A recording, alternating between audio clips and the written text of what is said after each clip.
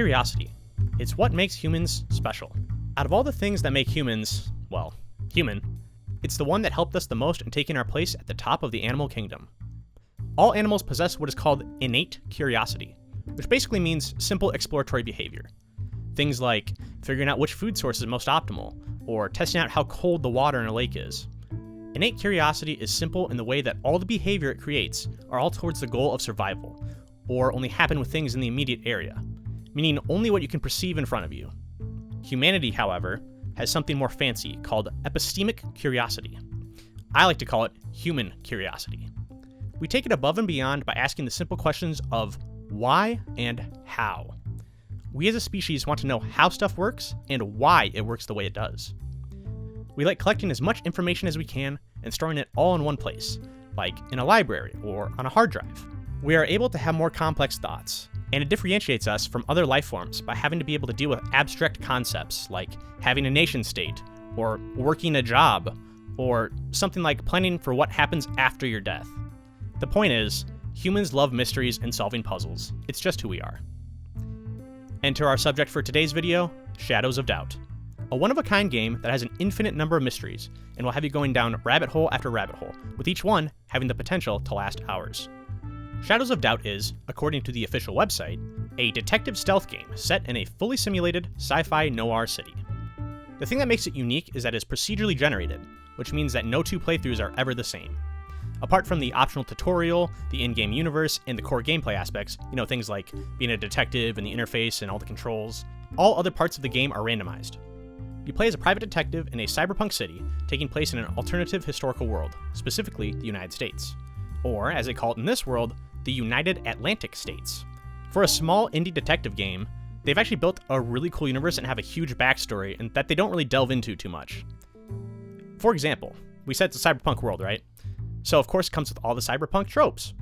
An overgrown, sprawling metropolis, a dystopian social hierarchy featuring massive wealth inequality, strange futuristic technology, and little to no right to privacy from the government. Now that part you deal with during the game, but it also has its own alt history ranging back to the 1600s that you don't even interact with besides the intro cutscene and some books that you can find and read a little bit of when you find them in game. Now I'm a huge history nerd, and there's lots of cool things for people like me to find, and all this lore really adds to the game's setting and makes it feel more real. The game begins with an intro cutscene that gives you a little background on the setting, and the camera takes you through some shots of the city where you'll be solving mysteries, walking through, and living in. There's a short tutorial which is not a procedurally generated case. The people, the locations, and stuff like that will be different on each playthrough, but it always plays out the same way. You wake up in a nice apartment where we learn you're a private detective whose partner or spouse or whatever has just left you. Nice, just like real life. A note slides under the door saying, "Find insert person here." You go to that person's house, and they're dead. It becomes your first crime scene. You look around for clues, and after that, you should have a few persons of interest to look into. You'll find out that one of them is a hired assassin who has done some assassinating. And bam, first murder case solved. Pretty straightforward, and it's a good first case to get us going. You return home to find you've been evicted. Perfect, just like real life. You contact a guy who's helping out former police officers, which hey, you just learned you're a former police officer. More lore, cool. And he sets you up with a new apartment. That apartment, however, is a horrific downgrade into the dingy basement of one of the city's massive skyscrapers. No furniture either. Welcome to the dystopian hellscape, buddy. The tutorial is completely optional, and it takes you through all the important game mechanics while helping you out with leads, and it holds your hand a little bit, but only if you ask for it. I highly recommend doing the tutorial on the first playthrough, and I also highly recommend skipping it on subsequent playthroughs. This is the only scripted case, and doing it twice is kind of boring. No one likes solving a puzzle that you know all the answers to. From here on out, you are completely on your own. Whatever you do next is up to you. You can start detectiving, or you can do nothing and sit in your apartment. The world outside continues to go on either way. That's a cool thing about the game. Things are going to happen. People go to work, they may go to some shops, or enjoy a nice rainy day on a public bench, because it always rains. They go home, they spend time with their family, they go to bed, and they wake up. And sometimes, they even murder each other. It all takes place with or without you, 24/7, like real life. But this is a game, specifically a detective stealth game set in a fully simulated sci-fi noir city. So let's talk about that detective part first. After all, it's what you're going to spend the majority of your time doing. To get new jobs, you have to go to a job board, which can be found in both City Hall and most establishments throughout the city. The jobs listed range from normal private detective stuff, like finding evidence of infidelity by following someone and taking pictures, finding stolen items, etc., things like that. They also include committing straight-up crimes like vandalism, corporate espionage, and theft. Completing these side jobs will give you money and advance your social credit score, which is the main way the game progresses. The higher the payout for a case, the less details they give you, which makes it harder to complete. More social credit unlocks more perks like being allowed in certain areas, people being more forthcoming with information, and even being able to fast travel. Get your social credit score to the max, and you get to retire to the Fields and end the game. The Fields is supposedly one of the few places in the world that still has a natural environment and is untouched by the ever-growing urban sprawl, but more on that later. There's another side job that I didn't mention, which is also the one I did the most: arrests. These involve you getting a target, validating their identity, tracking them down, and of course, arresting them. That's right, the police outsource their arrest to private detectives, such as yourself. You might be asking, why would the police do that? Well, that's because they aren't police officers, they are enforcers. Specifically, enforcers of the Starch Cola Company. Yes, more lore! Starch Cola is the biggest corporation in the United Atlantic States. It's also been granted personhood. Yes, corporate personhood. Oh, and they're also the president. And they use their presidential power to replace law enforcement with their own corporate enforcement. If it wasn't obvious, the world you live in is an extreme dystopia. The arrest jobs are probably the most bang for your buck. They usually go pretty quick and offer high rewards than the other jobs. They can also be extremely frustrating if you choose the really high payout ones, as the information you are given might be something as little as someone's height and the building they reside in. With every building being a skyscraper, it can be hard to track down. These are all side jobs though, and they are meant to give you something to do in between the main cases. Those main cases are what everyone is really here for and are the most interesting and fun to solve. Murder cases. You can't pick up a murder case on the job board like the others. You obtain them randomly while playing. They come through a police scanner, which apparently you just have on you at all times. Basically, it just notifies you whenever a new murder happens. It gives you the location, and it's up to you if you want to solve it or not. Doesn't matter if you're in the middle of a case, or sleeping in your crappy apartment, or even walking down the street. Murder happens, and you can pursue it as you see fit. If you're quick enough, you can beat the enforcers there and investigate the crime scene freely and collect evidence. Unless your social credit score is high enough, the enforcers will rope off the scene and arrest you if you stick around. They'll stay there for a bit, typically a couple hours, and then they leave. However, when they leave, they also clean up the scene sometimes, which might mean erasing important evidence and key clues as to the culprit's identity. They always leave the corpse though, which is just funny. Usually, you're gonna have to break into the crime scene, as well as most places that you aren't supposed to be. This is where the stealth part of the game comes in. It's funny, speaking as someone who has Metal Gear as one of my favorite video game series, ironically I don't really enjoy stealth games that much. I find them mostly tedious and kind of boring if not done well, especially when you have multiple different ways of playing through a game. Thankfully, I don't have that problem with Shadows of Doubt. Most of the time anyway. Lockpicking a door, shutting down security systems, or tiptoeing your way through the dark all really add to the feeling that you aren't supposed to be there. Remember, you're not an enforcer, you're a private detective. Although the government will allow you to solve crimes, and don't worry, they'll benefit from your hard work, it's virtually impossible to do so without breaking the law. Bureaucracy at its finest. It's just another example of how insane it is to be living in this fictional concrete jungle. Oh, and if you're ever caught, you can just beat up all the witnesses and run away. Hilarious, and works most of the time. The crime scene is where you're always going to get the most information, and it's usually also the victim's home. Murders can also take place in public though, which will make them more difficult to solve, but they might also give you more potential witnesses. You'll be collecting most of your evidence just pressing the Inspect button, which will give you more information depending on what you're inspecting. If it's a victim's body, you'll get things like the time and the cause of death. If you go up to a random person on the street and inspect them, you'll only get basic information that's plainly visible to all, like hair color and estimated height. That's the basic stuff. For the evidence that can't be seen with the naked eye, we'll have to use a special device that you'll be using quite often, the scanner. With this, you can find fingerprints and examine footprints in greater detail. Fingerprints are always going to be a great clue, so don't forget to whip out that scanner when you need to. As you investigate the scene, you can catalog all the evidence and place it onto your caseboard, which is where you will either love the game or absolutely hate the game. It can look as messy or as organized as you make it. You can tie evidence together with threads, and those threads can have titles, so you know why I link them together, or you can color code them, or, honestly, really however you want to do it. My absolute favorite mechanic is the sticky note button. It does exactly what you think. It adds a sticky note to the board.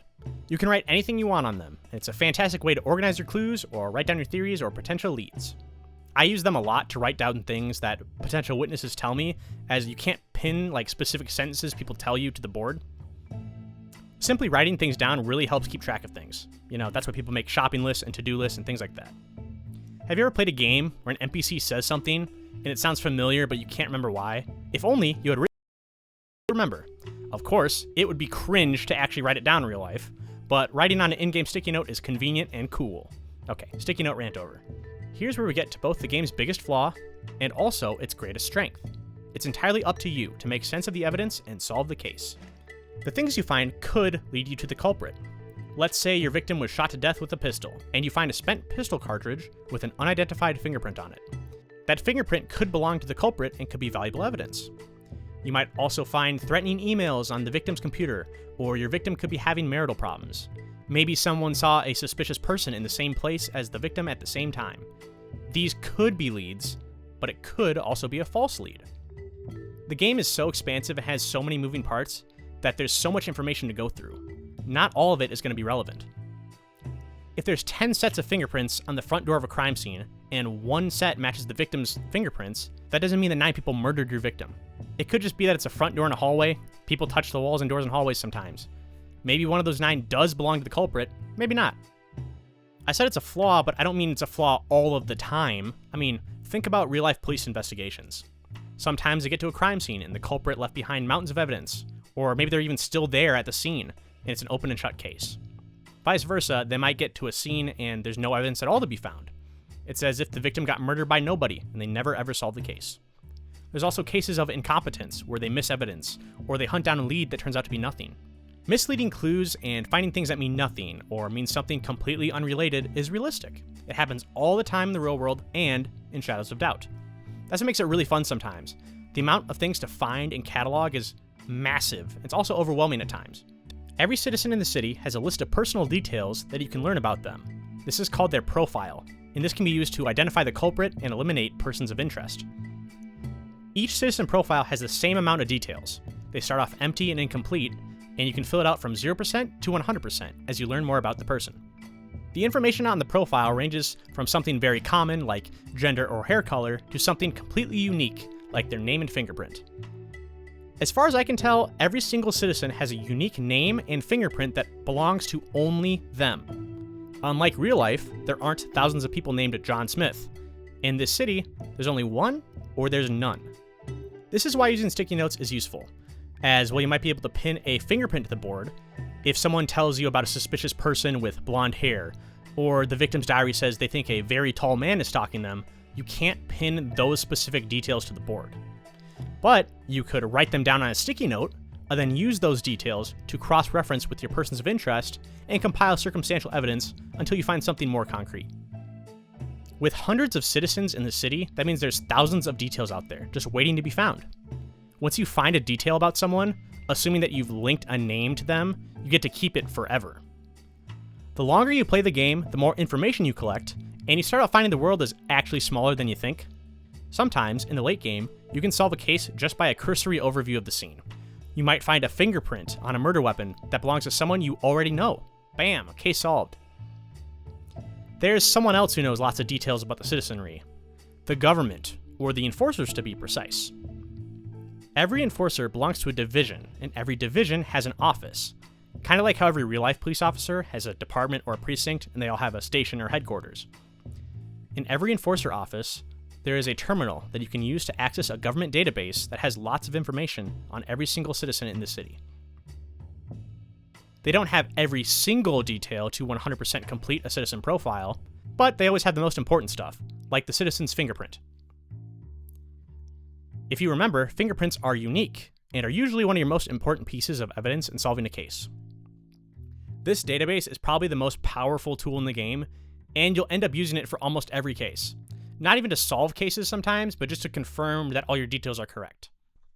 So what's the catch? Well, there's kind of some safeguards against you using the database. Kind of. It's not just a big list of names that you can scroll through and click on, and there's the info. You need a name to get access to the information, or part of a name. If you were looking for a suspect with the last name Smith, you might have multiple entries. You would have to look through all those entries and cross-reference them to your suspect's profile. So I literally just said, it's not just a big list of names you can scroll through and click on and there's the info. However, there is one of those right next to every single phone in the game. They don't have full names, but the first initial and last name of every person in the city. That is more than enough to find them in the database. So you could theoretically go one by one and have an almost complete profile of everybody in the city. So that's safeguard number 1 bypassed. The second one is that it's usually behind a locked door, and going into the area is considered trespassing and breaking and entering. Notice I said usually. That's because every office is different. Just like everything else in the game, it's random. The first enforcer office that I could find in my playthrough was on the ground floor of City Hall, right next to the place you hand in cases. Where was the terminal? In the lobby, of course, and it was not trespassing or a crime to access it. Every terminal in the game is locked and needs a passcode though. Luckily, the passcode was on a note pinned to a board right on the wall next to the terminal. So I had access to the information of every single NPC in the game, located in a place right next to the area that you are required to go to frequently, and there's no penalty to using it. Do you see why this would be a problem? I know that everything is randomly generated, and maybe I just got extremely lucky with the RNG. But luck like that can break the game and make it extremely easy and kind of pointless. As soon as I have someone's name, what's the point of investigating them organically instead of going to the database? Why should I go to their house or their place of work without going to the database first? It's illegal to break into homes, so why would I do that first when the database is free and has no penalty? After solving several cases with it, I tried to not use the database, but it's just too convenient. I tried to have a strong will and not give in, but there's a point where it's simply too useful to not use. Alright, ask yourself this. The last time you had to look up something, what did you do? Was it a word you didn't know? Did you go and grab your dictionary? Do you even own a dictionary? Did you have to go to the library to get one? Okay, obviously you didn't do any of those things, because when you run into a problem like that, you look it up on your phone. Do you get the point I'm making here? If you have to jump through tons of hoops to do something, and you're presented with an extremely easy and convenient alternative, you aren't going to continue jumping through those hoops. And don't say, Actually, I wouldn't just look it up on my phone. Yes, you would. Don't lie to yourself like that. While this is such an amazingly overpowered tool the game gives you, it also doesn't give you an essential tool that you need to solve cases, and it's something very simple. The tool I'm talking about is good conversations. With the hundreds of people you will meet in your playthrough, you also have the ability to talk with each and every one of them. However, you are severely limited in your ability to converse with them. You only have a few lines you can use while talking to them, like asking for their name, asking if they know someone specific, or asking if they've seen anything suspicious. If you knock on their door and talk to them, you can even ask to enter their home and search it. The responses that you can get will vary wildly. Someone might be willing to tell you anything you want to know, but most people aren't going to be willing to spill their life story to you. Now, this is just good game design. It makes sense that people aren't going to tell you their name or let you into their house. Would you let a stranger into your home and go through your things? Probably not. Whenever you get told no, you can even try to bribe them until they say yes. Again, that's all well and good, and I don't have a problem with that. What I do have a problem with is the limited amount of questions that you can ask and the answers that you can sometimes receive. I'll give you an example. In one of the latest updates to the game, they added both gated communities at the top of buildings for the wealthy and elite, as well as slums and shanty towns for the citizens at the very bottom of the social hierarchy. I had a murder case take place on a street right next to one of these shanty towns, and the victim was one of its many residents there. So, I asked many of the people who lived there if they knew the victim. Some were willing to talk, some weren't. For those that did talk to me, I got the same response from all of them. That's my neighbor. They live with me. Dozens of people gave me this answer. Now what does this mean? They're your neighbor and they live with you? So they aren't your neighbor and they're your roommate? Or are they actually your neighbor and they don't live with you? Here's where we encounter the problem with talking to people. You can't ask nearly enough questions. The questions you can ask are all good, but it leaves you wishing you could ask just a few more simple questions. You know the victim? Okay. Where were you at the time of the crime? I'm not asking for super complicated questions, just something more than what we already have. It's crazy that you can have access to the name, fingerprint, and address of everybody in the city, but you can't ask more questions. bonus problem. So when you ask them, have you seen this person? If they saw the person dead on the street, they'll say, yeah, I just saw that guy 10 minutes ago. It's like, yeah, you walked past their dead body, but we're asking, when was the last time you saw this person alive? I don't care that you just saw their dead body. The game ends when you max out your social credit and choose to retire. So how does it end? Well, the screen just fades to black and the game's over. That's it. I was expecting that maybe the fields was a euphemism for the government killing you because you've outlived your usefulness. Kind of like how when you're a kid and your parents tell you that your elderly dog has gone to live on a farm. The in-game lore even says that although people can send letters to those who retired to the fields, nobody has ever gotten a response. Nobody has ever returned from the fields either. I mean, come on, that definitely means they're going to take you out back like Old Yeller, right? Who knows, because all you get is a black screen. I think that a lot of the issues I have with the game are because it's in early access. I try to avoid playing early access games entirely. If there's one that looks good, I will wait until the game has its full release. Shadows of Doubt is the only game I can think of that interested me enough to buy it in early access. There's many reasons why a game dev might choose to make a game early access. Of course, the first and foremost reason is money. I don't care what any person says their reason for it is, I know that it's money. That's fine. I don't actually have a problem with people trying to make money on something they worked hard on. I just wish it was a full release first. But I get it, and I'm fine with it. Another big reason is publicity and hype for a game. That's good, because then people can discover the game. That's how I found out about it. The reason that I'd like to talk about is also the one the developer, Cole Jeffries, cited in a development blog back in March of 2023, bug fixing and playtesting. Releasing the game to the masses allows for thousands of individual and unique playthroughs, and will also bring attention to any issues in the game that might not get caught by the dev team.